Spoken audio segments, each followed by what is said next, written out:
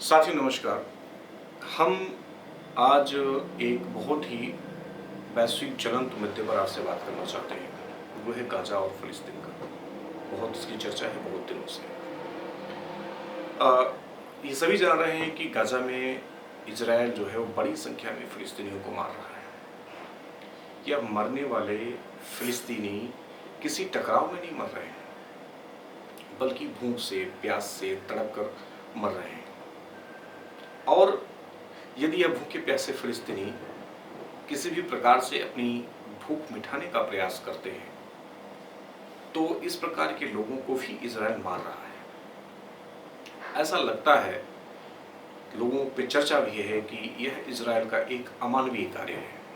लेकिन अगर इसमें गहराई से जाएंगे तो ऐसा कुछ भी नहीं है। अभी हाल ही में इज़राइल जो है बड़ी संख्या में सीरिया में दमिश्क के पास भी आक्रमण किया है और वहाँ भी बड़ी संख्या में मुसलमानों के मारे जाने की संभावना है।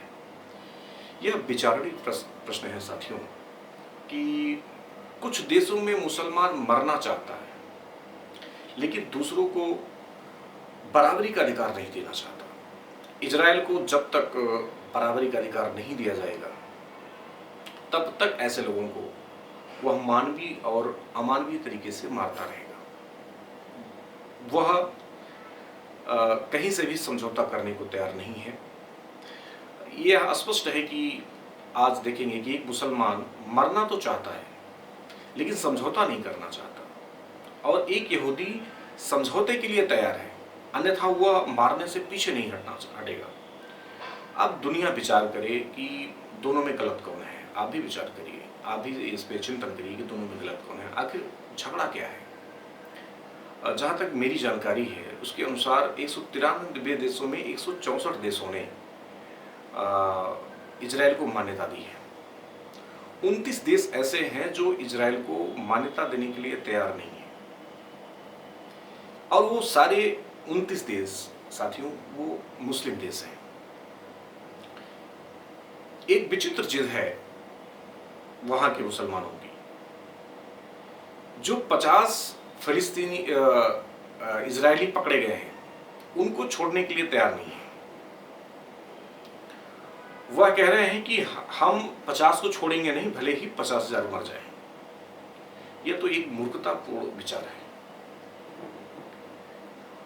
एक चीज और आश्चर्य लगती है कि ऐसा पागलपन उनके ऊपर क्यों चढ़ता है।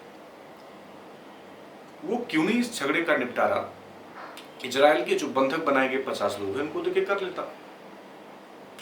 लेकिन नहीं, उनके अंदर एक जिद है, और उस जिद का वो हर तरीके से नुकसान उठा रहे हैं।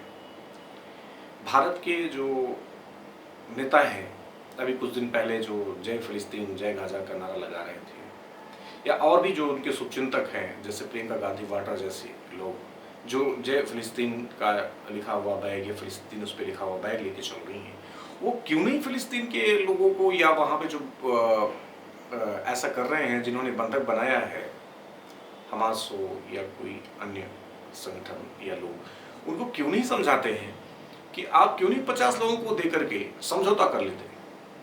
क्यों नहीं कोशिश कर रहे हैं कि फिलिस्तीन और गाजा, फिलिस्तीन और इजराइल के बीच में समझौता हो जाए। क्योंकि इन लोगों को पॉलिटिक्स करनी है, इन लोगों को समझौता नहीं कराना है, शांति नहीं स्थापित करनी है। बस इनको पक्ष विपक्ष लेकर के, क्योंकि भारत का मुसलमान इजराइल के खिलाफ है, फिलिस्तीन के पक्ष में है। वह गाजा में हो रहे चीजों के खिलाफ यहां पर विरोध प्रदर्शन भी किया था। वो वोटों की राजनीति यहां के नेता भी कर रहे हैं, और यह बात सब समझ भी रहे हैं। यहां के मुसलमान भी समझ रहे हैं, लेकिन यहाँ के नेता इतने प्रभावी, जो ऐसा आवाज उठा रहे, इतने प्रभावी नहीं है कि वहां जाके इजराइल और उनके बीच में शांति करा सके। हालांकि इनकी बात आप जानिए कि इनकी बात गाजा या फिलिस्तीन के जो लोग हैं वो भी मानने को तैयार नहीं है, इनकी बात को नहीं मानेंगे, लेकिन ये अपना एजेंडा यहाँ थोप रहे हैं, एजेंडा यहाँ चला रहे हैं।